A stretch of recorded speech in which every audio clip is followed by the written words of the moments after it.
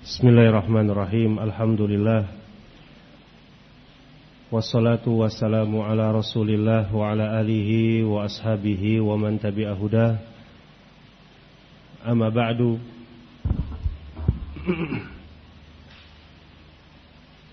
Jamaah salat maghrib Masjid Al-Ansar rahimakumullah. Assalamualaikum warahmatullahi wabarakatuh. Alhamdulillah, pada malam hari ini kita akan melanjutkan kembali pembacaan dari penjelasan hadis Madhi'bani Ja'ian yang dikarang oleh Al-Hafidh Ibnu Rajab Al-Hambali rahimahullahu ta'ala, yang menjelaskan kepada kita tentang dua sebab atau dua perkara yang bisa merusak agama seseorang. Al-hirsu 'alal mali wa al-hirsu 'ala syaraf. Ambisi terhadap harta dan ambisi terhadap kemuliaan dan kedudukan. Kita telah menyebutkan di pertemuan sebelumnya di antara contoh ambisi terhadap kedudukan, yaitu mencari ar-ri'asah, thalabur ri'asah, mencari kepemimpinan, kepemukaan dengan menggunakan amalan soleh atau ilmu atau zuhud, sifat zuhud yang dia miliki, yang mana itu adalah amalan-amalan akhirat. Sudah sepantasnya yang dicari darinya adalah hanya balasan dari Allah Subhanahu wa ta'ala. Akan tetapi dia menggunakan amalan-amalan tersebut untuk mencari kedudukan. Maka ini kata al-mu'allif, ini lebih jelek lagi daripada mencari kedudukan dengan menggunakan harta dan yang semisalnya. Karena dia telah melakukan atau dia menggunakan amalan akhirat yang seharusnya dia ikhlaskan untuk Allah Subhanahu wa ta'ala, dia ingin dengannya mendapatkan sebagian dari perkara dunia. Kita lanjutkan penjelasan beliau. Kemudian beliau masih memberikan contoh-contoh, dan sangat banyak pemberian contoh tersebut. Semoga kita bisa mengambil ibrah dan pelajaran darinya. Beliau berkata rahimahullahu ta'ala, wa min hadzal qabil karahatu as-salafis salih al-jur'ata 'ala al-futya wal hirsa 'alaiha wal munaza'ata ilaiha wal iktsara minha. Termasuk perkara mencari kepemimpinan, mencari kemuliaan, kedudukan dengan amalan-amalan akhirat. Beliau di sini akan menyebutkan adalah seseorang itu berani atau memperbanyak fatwa-fatwa yang keluar dari dirinya. Kata Al-Hafidh Ibn Rajab, salafus soleh dahulu mereka membenci sifat al-jur'ah. Jur'ah itu lawan dari at-tu'adah. At-tu'adah itu berhati-hati, menahan diri. Kalau jur'ah itu lawannya dia berani. Alal futya, berani untuk mengeluarkan fatwa, berbicara. Wal hirsu 'alaiha, bahkan berambisi. Ya. Dia akan merasa senang kalau dia mengetahui bahwa manusia itu butuh terhadap fatwa-fatwanya. Wal munaza'ata ilaiha, bahkan dia berani berdebat wal iktsaru minha, dan memperbanyak fatwa yang keluar darinya. Ini adalah perkara yang para salafus saleh mereka dahulu takut, khawatir, menjaga diri dalam memberikan fatwa-fatwa dari kalangan para sahabat dan yang setelahnya.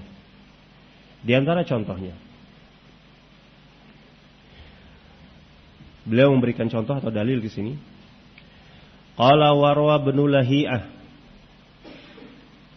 an Ubaidillah ibni Abi Ja'far mursalan ani Nabi sallallahu alaihi wasallam qala ajra'ukum 'alal futya ajra'ukum 'alan nar.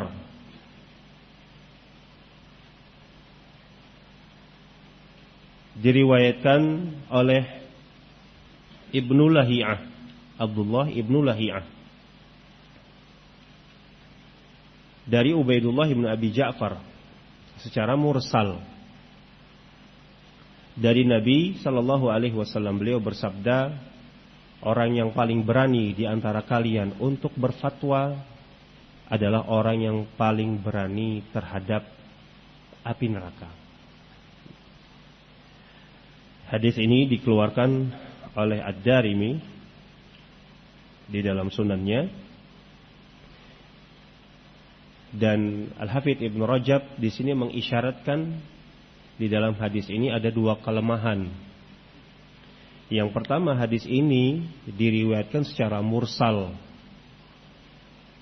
Artinya mursal itu di dalam sanadnya ada yang terpotong tanpa diketahui siapa dia, dari kalangan tabi'in atau yang setelahnya, yang ke bawah. Nah, kemudian kelemahan yang kedua, hadis ini diriwayatkan oleh seorang perawi bernama Abdullah Ibnu Lahi'ah. Terjadi perselisihan di kalangan ahlul hadis tentang Abdullah Ibnu Lahi'ah, apakah hadisnya diterima atau tidak. Al-Hafidz Ibnu Hajar di dalam At-Taqrib, beliau menilai Abdullah Ibnu Lahi'ah ini adalah seorang perawi yang saduq. Artinya kalau tidak ada perawi lain yang menguatkan riwayatnya, maka riwayatnya dilemahkan.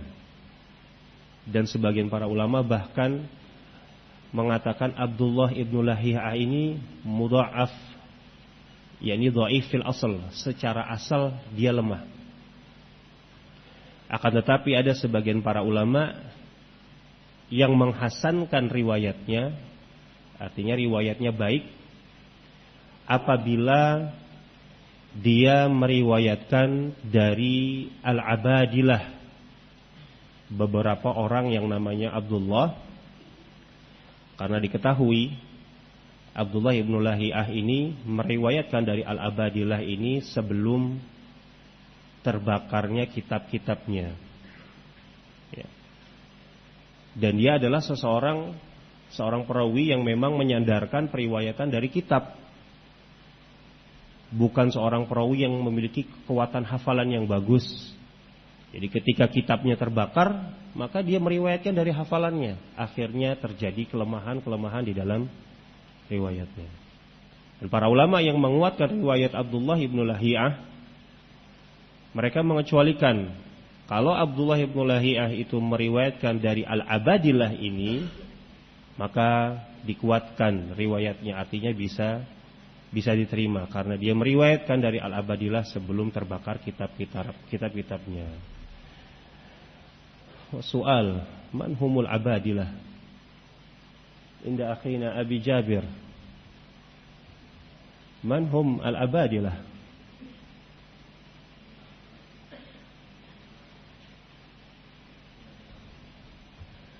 Bukan, ini abadilah yang lain lagi. Ini al-abadilah dari kalangan sahabat. Wa Abdullah Ibnu Lahi'ah la yarwi anis sahabat. Al-abadilah yang dimaksudkan di sini adalah para guru-gurunya Abdullah Ibnu Lahi'ah. Kalau dia meriwayatkan dari al-abadilah, ini jamak dari Abdullah, ya. Abdullah. Dari Abdullah ini dikuatkan riwayatnya.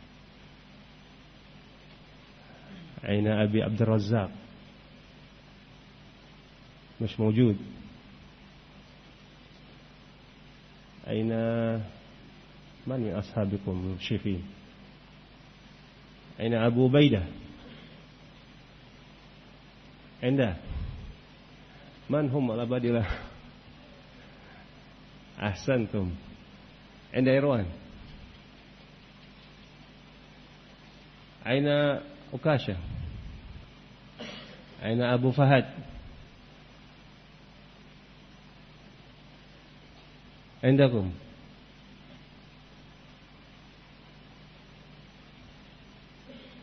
عند إسراء؟ belum belajar? Inda Abi Abdillah? Belum?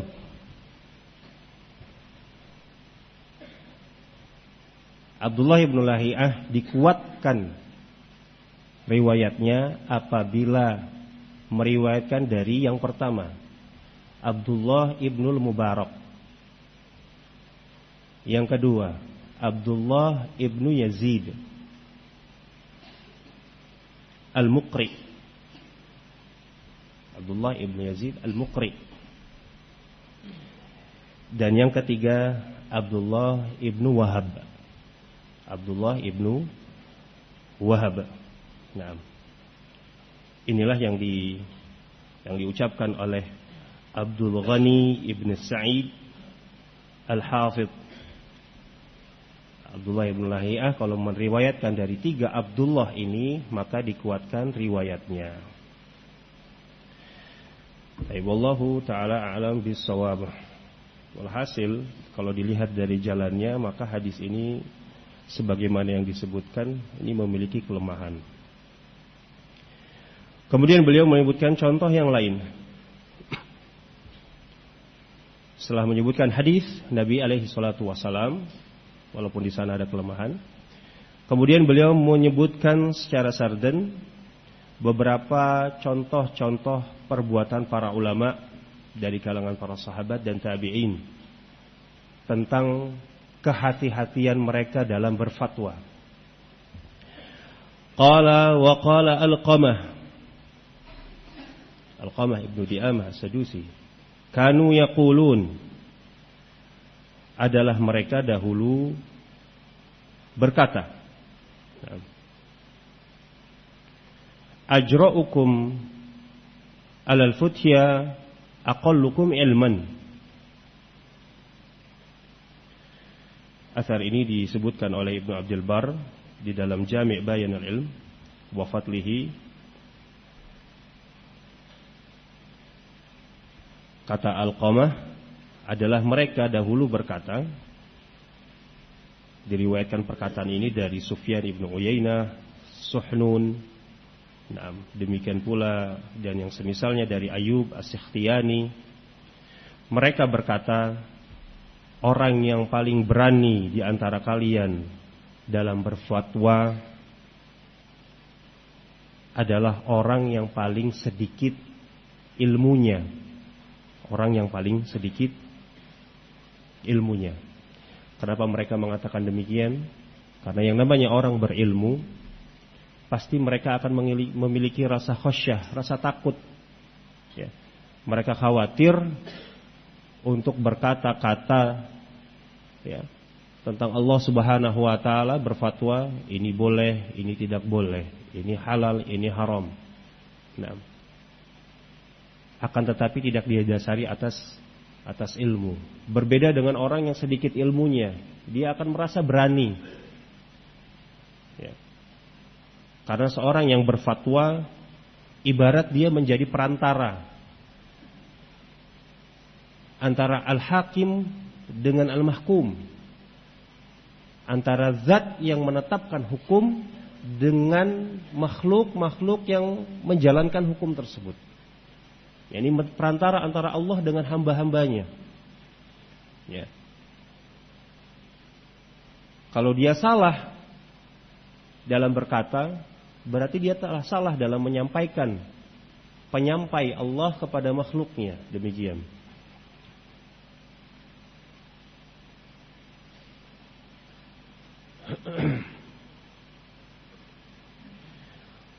Qala wa anil Barra, dan dari Al-Barra ibn Azib. Di sebagian nuskhah disebutkan dari Abdurrahman ibni Abi Layla. Jadi ini adalah riwayat yang sahih, disebutkan di dalam Sunan Ad-Darimi dan yang selainnya. Qala adraktu 20 wa mi'atan minal ansar min ashabi Rasulillah sallallahu alaihi wasallam yus'alu ahaduhum 'anil mas'alah ma minhum rajulun illa wadda anna akhahu kafah. Dari Al-Barra, di dalam nuskhah yang lain disebutkan dari Abdurrahman ibni Abi Layla, beliau mengatakan, saya mendapati 120 orang dari kaum Ansar, dari kalangan sahabat Nabi alaihi salatu wassalam. Salah seorang mereka ditanya tentang satu permasalahan, tidak ada satu pun dari mereka kecuali mereka berharap bahwa saudaranya itu telah mencukupkannya. Nah, ya. Maksudnya apa? Biasa dahulu kalangan para tabi'in wa atba'ut tabi'in, ketika sepeninggal Rasul sallallahu alaihi wasallam, mereka ketika mencari hadis atau bertanya tentang suatu permasalahan akan mendatangi daerah-daerah di mana para sahabat masih hidup. Ya. Para sahabat sebagian berkumpul di Madinah dan banyak, ada yang berkumpul di Mekah, di Kufah dan yang selainnya terpencar. Apabila mereka datang ke Madinah untuk mencari sahabat, bertanya tentang suatu permasalahan, tidaklah salah seorang dari sahabat ketika didatangi ya, tentang suatu permasalahan, kecuali mereka akan mengarahkan kepada sahabat yang lain. Apakah kamu sudah tanya sahabat fulan? Ya. Coba tanya ke sana, datang ke sana. Coba tanya kepada sahabat fulan, diarahkan lagi. Ya. Qala wa fi riwayah, di riwayat lain disebutkan, fayaruddu hadza ila hadza wa hadza ila hadza hatta yarji'a ila al-awwal. Yang satu mengarahkan kepada yang lain, yang ini mengarahkan kepada yang itu. Nah, coba tanya fulan, jangan tanya saya. Artinya mereka berusaha untuk menghindar, tidak menjawab. Sampai kembali pertanyaan itu kepada orang yang pertama. Nah. Qala wa Ibnu Mas'udin radhiyallahu taala anhu qala, dari Abdullah ibnu Mas'ud, juga diriwayatkan oleh Ibnu Abdul Bar di dalam kitab Al-Jami'. Beliau berkata, innal ladzi yuftin nasa fi kulli ma yastaftunahu lamajnun. Sesungguhnya orang yang memberikan fatwa kepada manusia, setiap permasalahan yang dia diminta darinya untuk berfatwa, orang itu pasti gila. Ya. Setiap ditanya, dimintai fatwa, menjawab. Ditanya tentang ini, menjawab. Ditanya tentang itu, dia jawab. Orang seperti inilah majnun. Sungguh dia gila. Nah, artinya menyelisihi bagaimana hadis salaf, bimbingan para salaf. Dan contoh di zaman kita al-hadir disebutkan adalah Al-Alama Ibnu Baz rahimahullahu taala, Syekh Ibnu Baz. Beliau sering ditanya dalam beberapa permasalahan, banyak permasalahan, dan ucapan beliau itu direkam. Ya. Ketika beliau ditanya, apa Syekh hukum tentang permasalahan ini, permasalahan itu? Nah, Beliau nggak langsung menjawab. Tapi terkadang beliau menjawab, nabhas al-masalah. Insyaallah nanti kami cari masalahnya, ya. Kan dipelajari dulu. Padahal beliau keilmuannya mampu untuk langsung menjawab. Nah, bahkan jawaban-jawaban beliau itu direkam kemudian dikumpulkan dalam suatu barnamij, program namanya Nurul ala Darb. Itu programnya ini menyimpan akwal para ulama ya, ketika mereka menyampaikan muhadharah atau menjawab pertanyaan-pertanyaan Syekh Abdul Bas, Syekh Al-Albani, Syekh Al-Utsaimin. Nah, maka dikisahkan Syekh Ibn Bas ditanya secara berurutan. Ada 9 pertanyaan. Nah, pertanyaan 1, pertanyaan 2, pertanyaan 3, sampai 9 pertanyaan. Beliau menjawab seluruhnya dengan jawaban la a'lam. Saya enggak tahu. Al-Muqaddim, orang yang bertanya, yakni asisten syekhnya yang membacakan pertanyaan, al-qari'nya itu, beliau mengatakan, "Nahzafuha ya Syekh. Ini perkataan antum ini 9 pertanyaan semua dijawab la a'lam. Apakah kita hapus aja Syekh?" Ya. Kita hapus saja ini dari rekaman, artinya ini mau masuk program ini. Masuk barnamij. Kita hapus aja ya 9 pertanyaan ini jawabnya la a'lam semua. Beliau menolak, jangan dihapus. Ini menunjukkan tarbiyah dari asy-syekh. Ya. Artinya nggak perlu malu kalau memang nggak tahu, dan nggak perlu sombong ketika bisa menjawab. Tarbiyah dari seorang alim. Nah. Qala, beliau melanjutkan. Wasu'ila Umar ibn Abdul Aziz rahimahullah an mas'alatin. Ditanya Umar ibn Abdul Aziz rahimahullah tentang suatu masalah. Faqala ma ana 'alal futya bijari. Beliau berkata, saya bukan orang yang pemberani dalam berfatwa. Nah. Wa kataba ila ba'di ummalihi. Dan beliau menulis kepada sebagian ummalnya, yakni para pembantunya, utusan-utusan beliau yang beliau kirim ke beberapa daerah-daerah untuk sebagai wakil menjadi qadhi atau pemimpin di daerah tersebut. Nah, beliau menulis surat, artinya beliau seorang khalifah pada zaman itu, ya, memiliki wakil-wakil di beberapa tempat.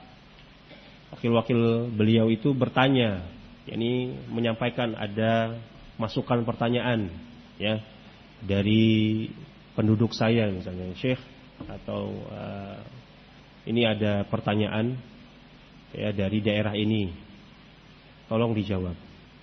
Beliau menjawab, ma'ana alal futya bijari.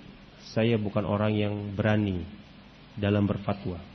Kemudian beliau menulis kepada para ummalnya itu, utusan-utusannya, qala inni wallahi ma ana biharis 'alal futyah ma wajadtu minha budda. Sesungguhnya aku demi Allah, aku bukanlah orang yang berambisi untuk berfatwa,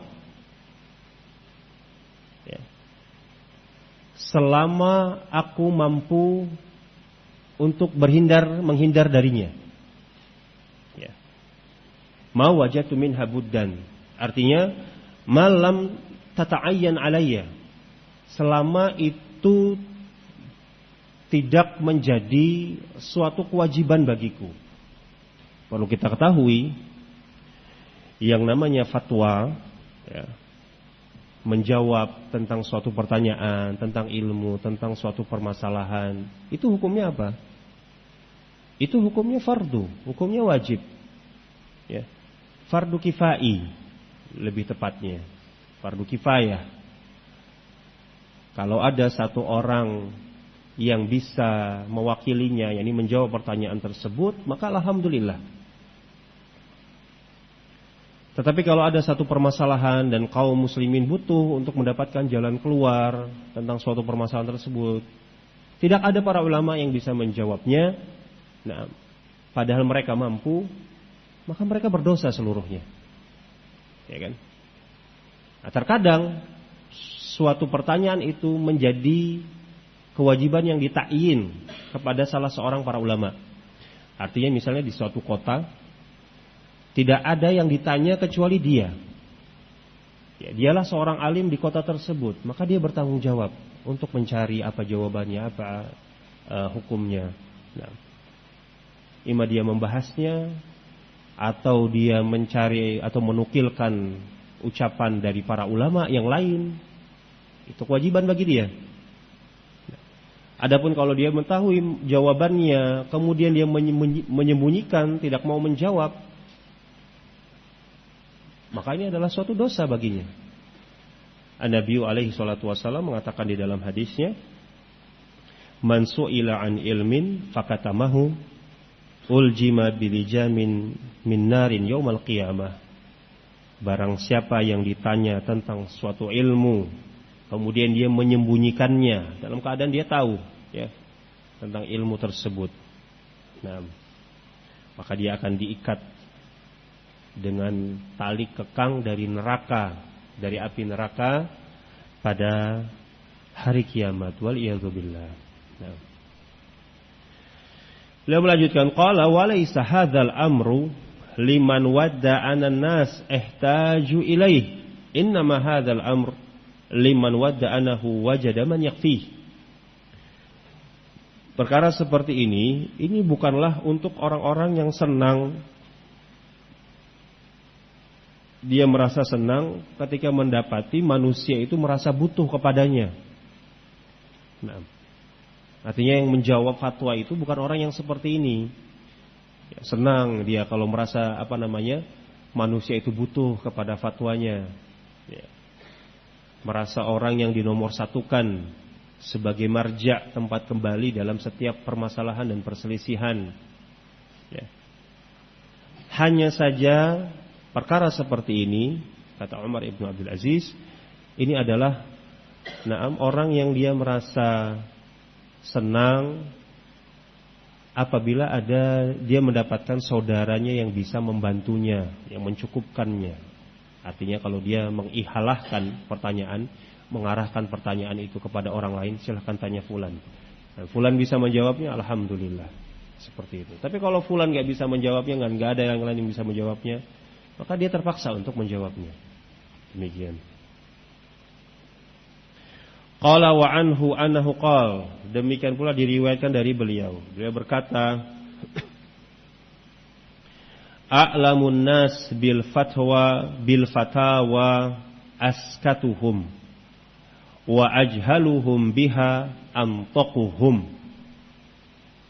A'lamun nas bil fatawa askatuhum. Orang yang paling berilmu tentang fatwa adalah orang yang paling diam.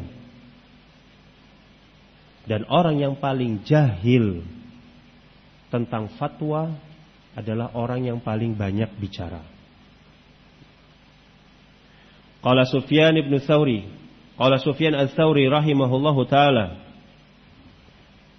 Sufyan al-Thawri, imam min a'immatil muslimin, sahibu madhab matbu', salah seorang imam ahli madhab. Beliau adalah seorang yang diikuti, ya, sama seperti imam-imam yang lain. Nah, tetapi madhab beliau artinya tidak semasyhur dengan madhab a'immah al-arba'ah. Madhab-madhab seperti madhab Abi Hanifah, Imam Malik, Imam Asy-Syafi'i, Imam Ahmad. Wa ila huwa imam. Sufyan ats-Tsauri berkata, adrakna al-fuqaha wa hum yakrahuna an yujibu fil masail wal futya hatta la yajidu buddan min an yufthu fa idza ufu minha kana ahabba ilaihim. Kata Sufyan ats-Tsauri, kami mendapati para fuqaha, ya, para ulama di zaman beliau. Para fuqaha, para ulama, mereka tidak suka untuk menjawab permasalahan-permasalahan atau fatwa-fatwa. Ya. Sampai memang tidak memiliki pilihan lain kecuali untuk berfatwa. Akan tetapi kalau mereka itu bisa dibebaskan dari pertanyaan atau permasalahan-permasalahan tersebut, bisa dijauhkan dari permasalahan tersebut, karena ahabba ilaihim, maka itulah yang mereka lebih sukai. Nah. Wa qala al-Imam Ahmad rahimahullah. Demikian pula berkata al-Imam Ahmad,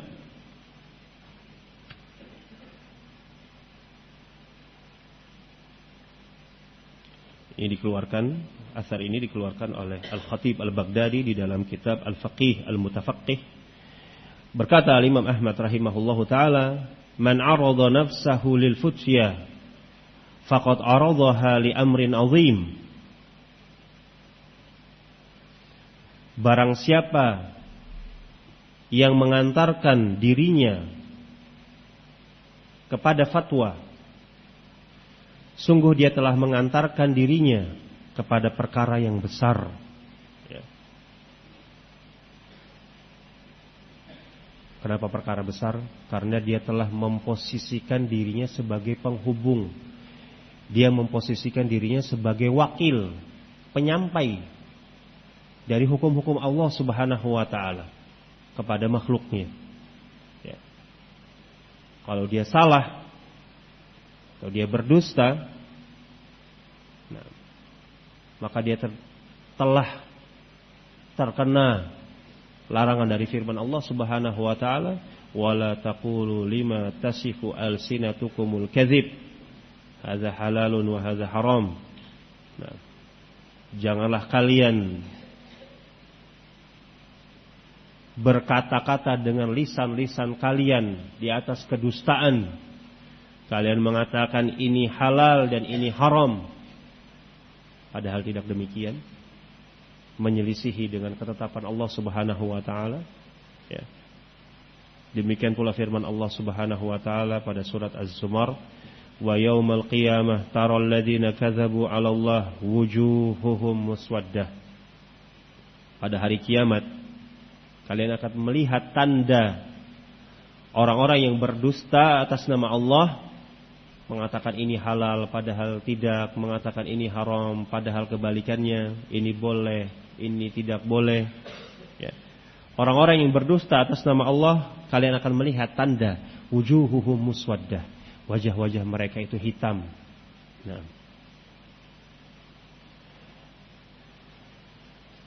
Imam Ahmad melanjutkan, "Illa annahu qad talji'u ilaihi darurah." Hanya saja terkadang mereka itu dihadapkan kepada perkara darurah. Ya, ini tidak ada jalan keluar, jalan lainnya kecuali dia harus menjawab. Ya, seperti itu tadi. Artinya tidak didapati pada suatu tempat di kota tersebut orang yang ditanya kecuali dia. Ya. Dan pertanyaannya pun dilihat. Ya. Terkadang ada ya sebagian orang yang bertanya, pertanyaannya itu tidak terjadi. Ya. Bertanya kepada seorang alim, ya syekh misalnya, misal terjadi demikian-demikian, apa hukumnya? Terkadang alim tersebut mengulangi pertanyaannya. Permisalan seperti ini terjadi apa tidak? Kan seperti itu. Ya, misalnya syekh terjadi. Terjadi atau tidak? Sudah terjadi atau tidak? Seperti ini. Ada apa enggak? Mungkin atau ya? Mungkin atau tidak mungkin? Nah. Kalau ternyata itu permisalan yang mungkin jarang terjadi atau tidak terjadi, ya mereka akan menahan dari jawaban. Tidak akan dijawab. Ya. Makanya ketika kita bertanya mungkin kepada asatidzah kita, ada pertanyaan-pertanyaan yang itu hanya sekedar misal tidak terjadi, ya. Jangan heran untuk tidak dijawab. Nah. Terkadang orang-orang yang ditanya dihadapkan kepada permasalahan darurah, artinya dia dipaksa untuk menjawab, harus menjawab. Nah, Qila lahu, maka dikatakan padanya, fa ayyuma afdhalul kalam, fa ayyuma afdhal al-kalamu am sukut? Yang seperti ini wahai Imam Ahmad. Ya. Darurat ini harus dijawab. Mana yang afdhal, mana yang lebih baik? Apakah dia berbicara ataukah dia diam? Nah. Kan tadi kan dikatakan orang yang menghadapkan dirinya kepada fatwa telah menghadapkan dirinya kepada perkara yang besar, ya. Bahkan kepada neraka jahanam. Nasallahu salamah wal afiyah.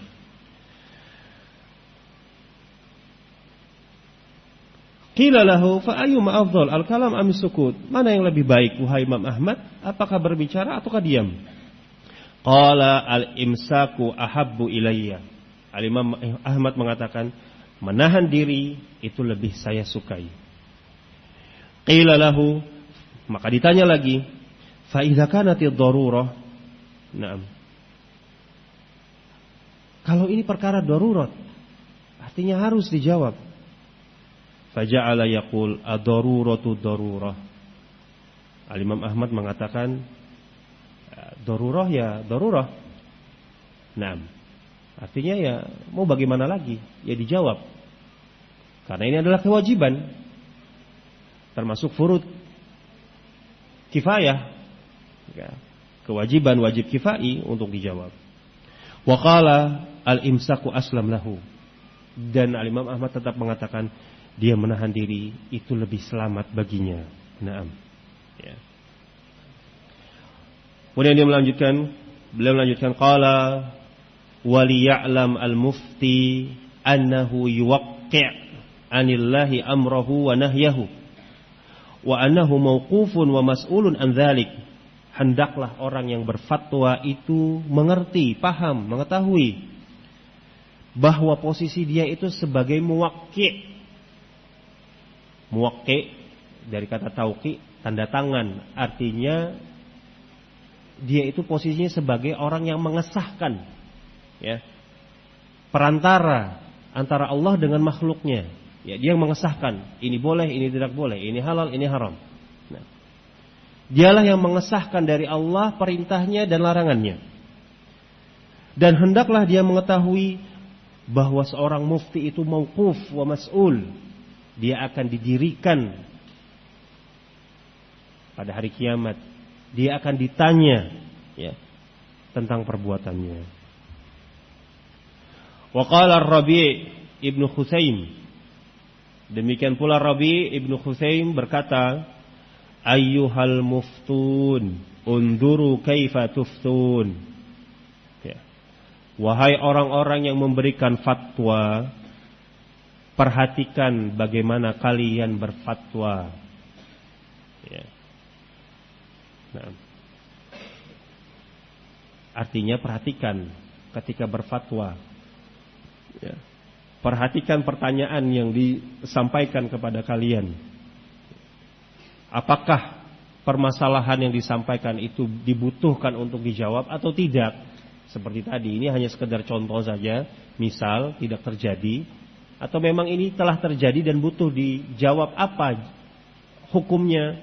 Nah, demikian pula dilihat pertanyaan, jangan sampai terbalik,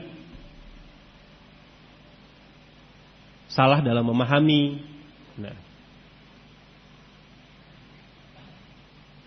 qala wa qala Amr ibn Dinar li Qatadah lamma jalasa lil futya.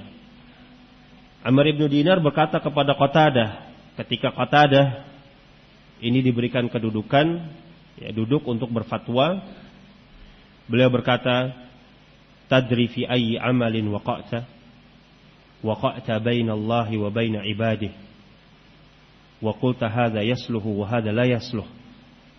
Ya. Wahai Qatadah, apakah engkau mengetahui amalan apa yang sedang engkau lakukan? Engkau ini sedang berada di antara Allah dan hambanya. Ini engkau sebagai perantara antara Allah dengan hambanya. Engkau mengatakan ini boleh, ini tidak boleh. Ya. Naam. Maksudnya ini haram, ini halal. Ya.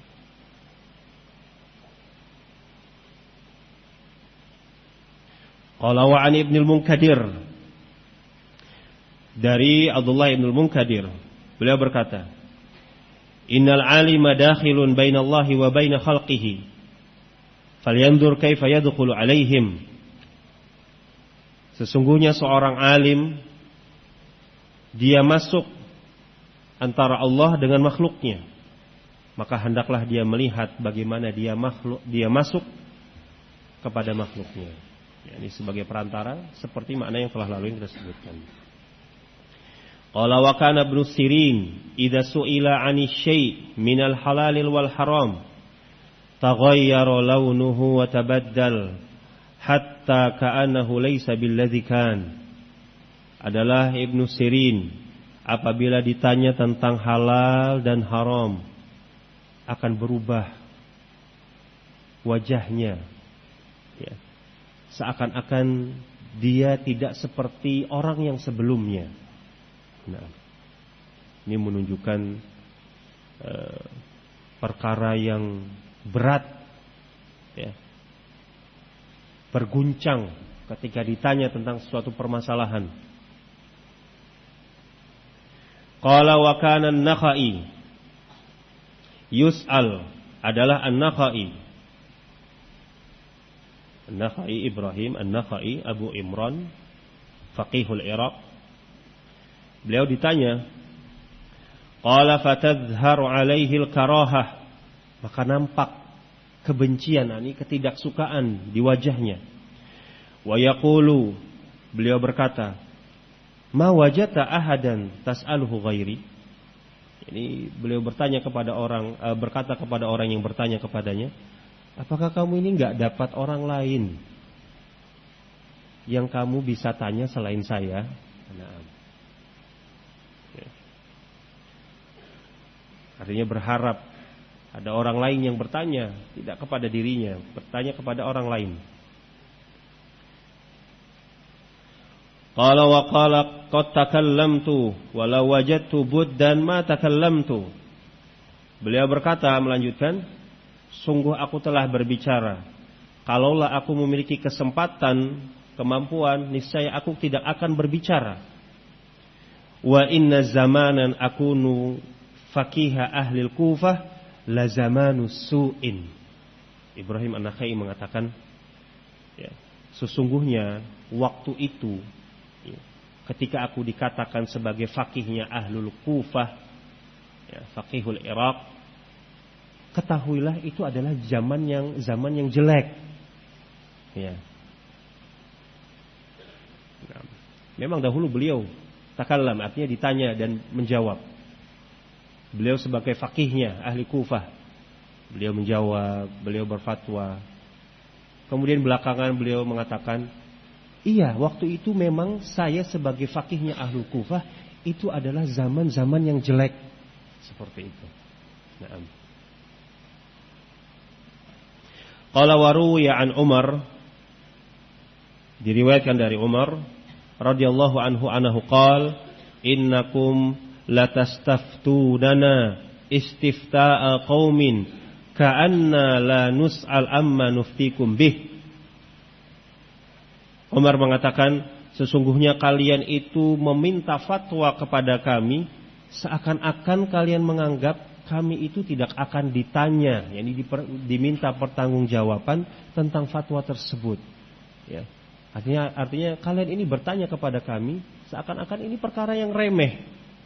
Kami enggak diminta pertanggungjawaban tentang jawaban kami. Qala wa an Muhammad ibn Wasi' qala awwalu man yud'a ilal hisab al-fuqaha.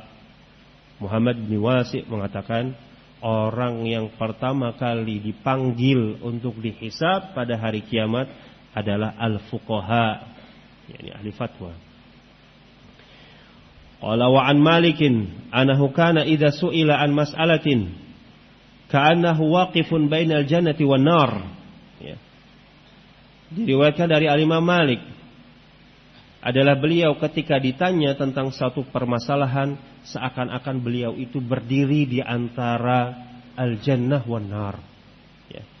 Yani beliau khawatir akan tergelincir di dalam jawabannya kemudian mengantarkan kepada neraka, waliyadzubillah. Wa qala ba'dul ulama li ba'dil muftin, berkata sebagian para ulama kepada orang-orang yang berfatwa, idza su'ilta an mas'alatin fala yakun hammuka takhlisas sa'il walakin takhlisan nafsika awwalan. Masya Allah. Sebagian para ulama menasihati orang-orang yang berfatwa, ya. Apabila engkau ditanya tentang permasalahan,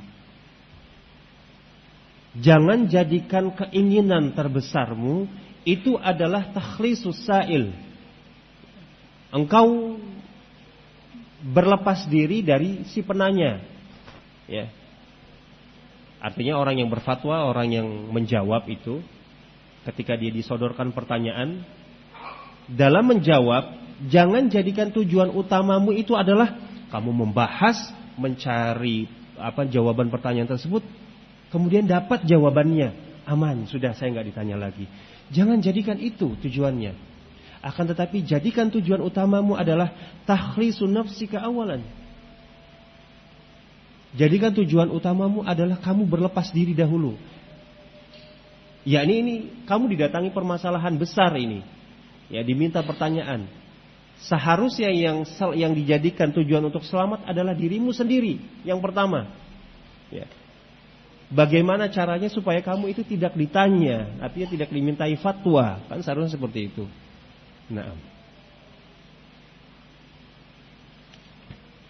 Qala wa qala al-akhar, berkata yang lain, idza su'ilta an mas'alatin fatafakkar fa in wajadta li nafsika makhrajan fatakallam wa illa faskut.